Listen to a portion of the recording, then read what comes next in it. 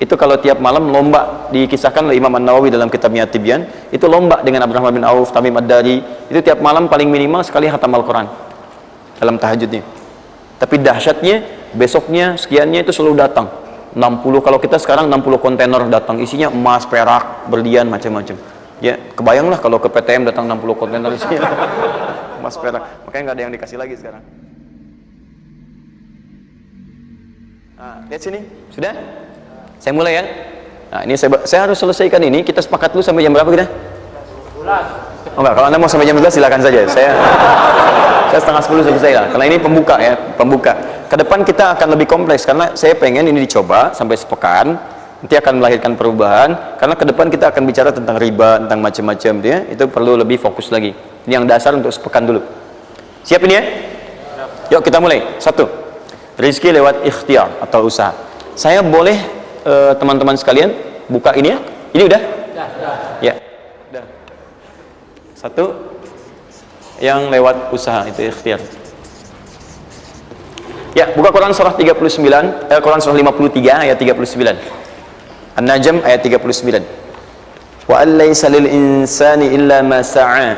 Wa allaysa lil insani illa ma sa'a.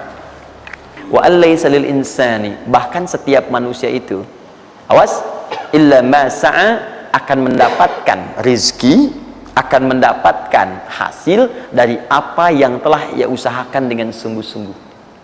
Jadi kalau Anda ingin mendapatkan apapun, mau dapat pahala, dapat rizki, dapat ini, dapat itu, maka semua bergantung yang pertama pada tingkat kesungguhan usaha Anda. Usaha yang serius, yang sungguh-sungguh disebut dengan sa'a, yas'a, sa'yan. Sa'a, yas'a, sa'yan.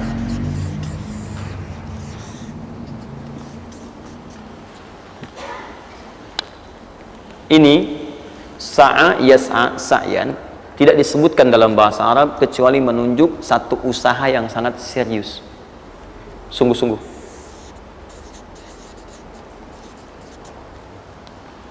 Rizki yang pertama ini sifatnya kata Al-Quran, langsung Allah yang menyampaikan. Kalau Anda mau mendapatkan rizki itu, baik yang sifatnya materi, uang, rumah, mobil, pakaian, makanan dan sebagainya, maka Anda mesti serius usaha. Usaha yang serius. Saya belum bicara bagaimana cara usahanya, tapi Quran ingin membangun komitmen dulu. Anda mau usaha enggak? Anda usaha, saya kasih kata Allah. Tapi kalau Anda nggak usaha, nggak akan turun rezeki. Ya, nggak ada rezeki turun dengan cuman diam aja, nggak ada. Anda mesti usaha. Saat saya berada di Mesir, ada 2 mahasiswa itu saling, mereka paham Quran. Mereka diskusi ingin membuktikan kebenaran Quran. Yang satu cara berpikirnya benar, yang satu keliru. Yang satu berkata, Allah kan sudah jamin rezeki kita akan diberikan, ya kan? Sampai kita wafat sempurna rezeki. Jadi nggak nyari pun pasti dikasih. Cara berpikirnya seperti itu. Ini yang dipakai oleh orang liberal sekarang. Nah, maksudnya logika semacam ini.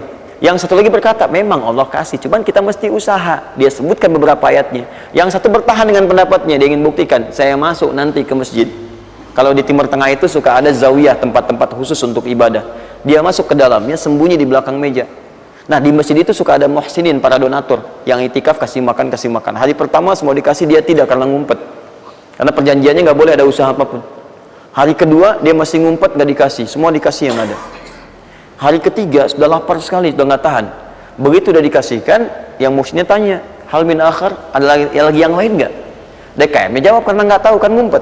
Nggak ada yang lain. Baik, kalau gitu saya kasih ke tempat lain. Karena beranjak mendengar suara itu, dia langsung kasih kode dengan berdahan. Kaget kan DKM. Begitu dibuka, ada orang ngumpet di belakang meja, sudah kelaparan. Akhirnya dia ada orang satu lagi di sini, langsung dikasih bagiannya sampai dengan 3 bungkus. Begitu dikasihkan itu, teman yang kedua tadi yang mengatakan mesti ada usaha, langsung mengejar pada teman yang bersembunyi. Dan dia katakan, kan saya bilang dari awal, rezeki itu mesti dicari, walaupun dengan sama. Saya juga sama, Ustadz pemateri misalnya kan, begitu kehausan ya, dia kan, misal panitia datang, macam-macam, misal tuh. Enggak, itu contoh. Saya nggak biasa ceramah sambil minum. Ya.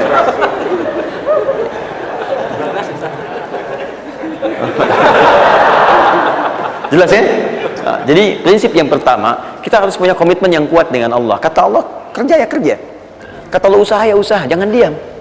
Di usaha itu sepanjang keluar yang disebut usaha dari dalam tubuh kita, kaki melangkah, tangan bergerak gitu kan, kemudian mulut berbicara, bersuara, atau telunjuk menunjuk aja, ada usaha, rezeki turun. Apa butuh pembuktian lagi? Tuh lihat di beberapa belokan-belokan tuh, cuman orang begini, prit, 1.000, makasih Pak. 2.000, makasih bos, ya kan? 5.000, paman. Om. Jelas ya? Paham ya? Nah, ini yang pertama, usaha yang serius. Nah, ini langsung dicontohkan oleh Allah. Bahkan kalau Anda serius,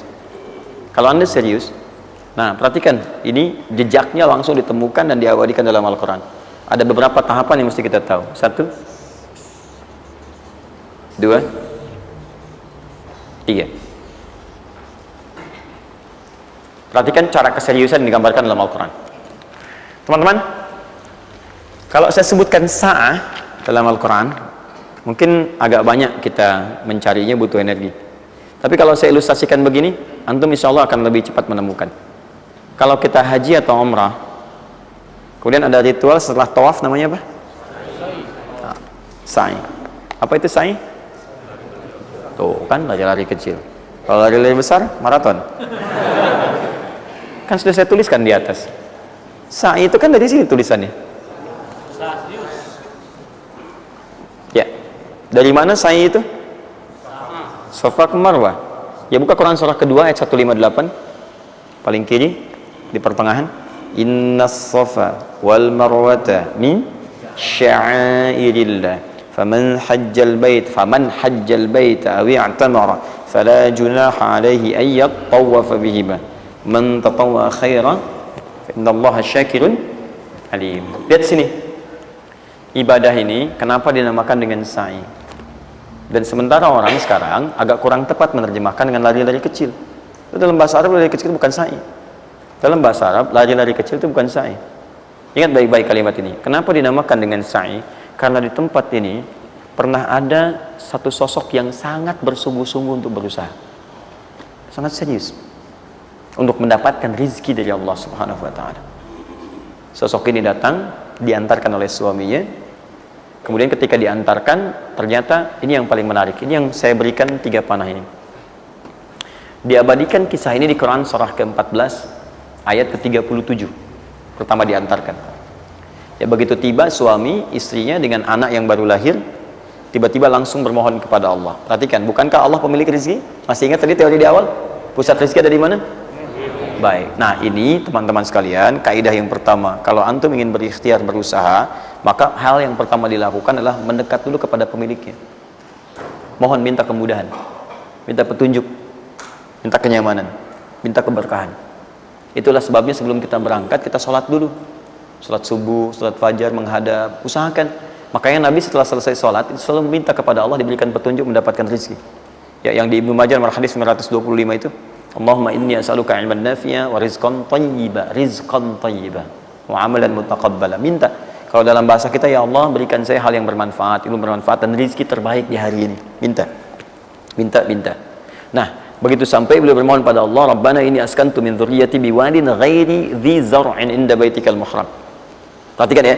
Ya Allah, saya bermohon kepadamu, engkau yang merawat kami, memerhatikan kami, memberikan rezeki kepada kami. Sifat rububiyah yang disebutkan namanya Rabb.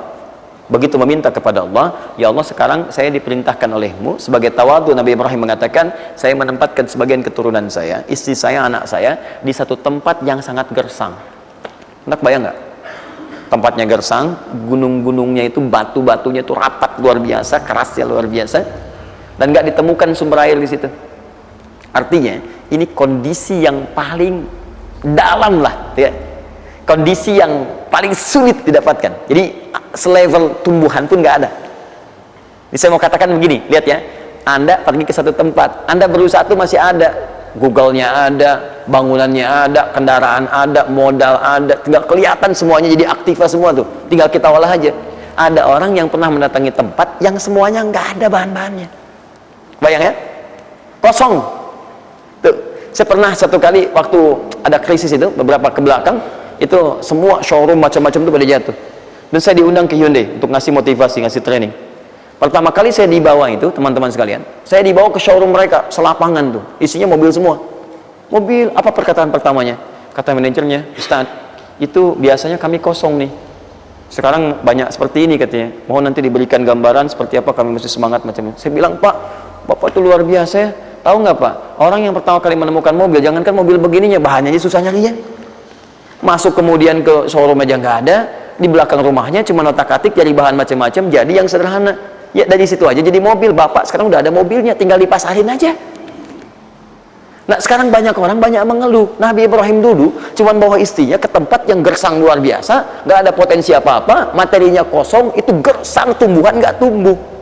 Apa yang terjadi?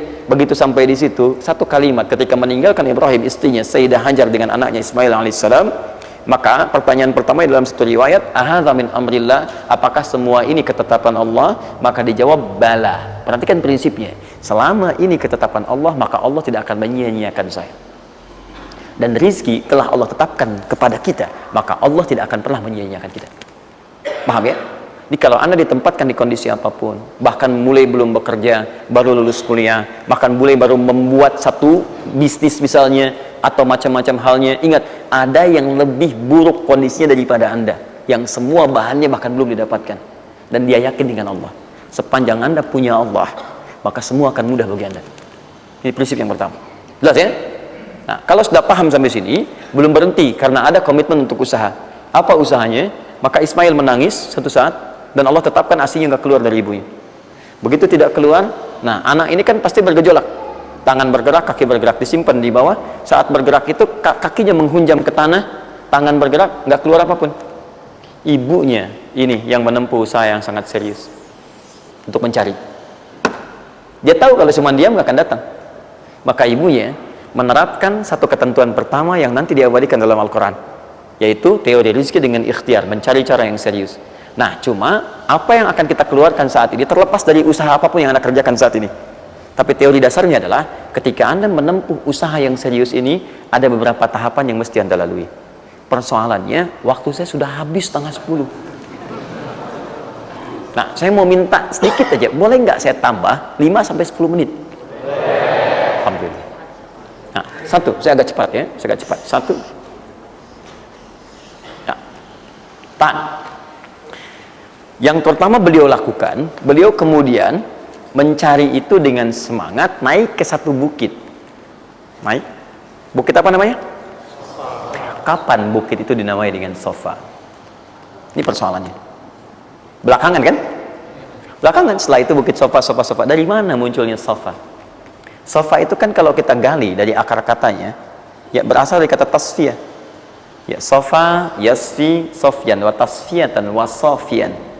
Wasufyanan, kalau pakai sin sufyan, kalau pakai sod sufyanan, sofiyun. Tasfiyah artinya menyaring sesuatu yang kotor sehingga yang bersih aja yang kelihatan. Kalau Anda menyaring sesuatu, saring, bersihnya itu ada, kotornya hilang, dibuang. Itu namanya tasfiyah. Pakai ta, sod, fa, ya, ta. Ini hasilnya disebut dengan sofa. Orangnya disebut dengan Sofi atau Sufi, perempuannya disebut dengan Sofia. Jadi kalau ada yang namanya misalnya Sufi atau Sofia, ini orang yang mampu menyaring segala yang kotor dalam dirinya sehingga yang keluarnya yang baik-baik aja. Kalau bicara ada yang provokasi, mau ngucapan yang kotor dia tahan, keluarnya yang baik. Mau melihat ada yang kotor dia palingkan, dia yang baik. Itu Sofia. Perempuannya, laki-lakinya Sofi, ya, atau Sufi. Baik. Nah, Sofa, kenapa disebut dengan Sofa bukitnya? Karena pada saat itu, walaupun tidak ada modal, situasinya sulit, beliau bisa menyaring keadaan dirinya, sehingga menghilangkan yang kotor-kotor dalam benaknya, dan yang ada cuma prasangka baik kepada Allah Subhanahu wa Ta'ala.